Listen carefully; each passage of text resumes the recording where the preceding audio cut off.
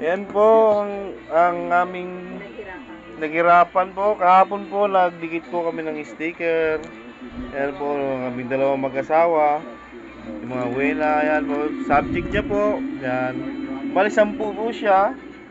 Nung natapos namin kagabi, ngayon po yung part 2, yung pangalawa namin nagbalot na po kami ng plastic.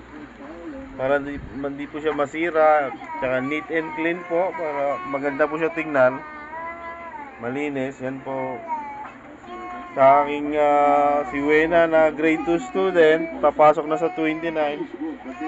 Prepare na po, so bag na lang po ang aming kulang. At saka sapatos niya. Yan po. Salamat po mga kapobre sa mga nanood kanina ng live.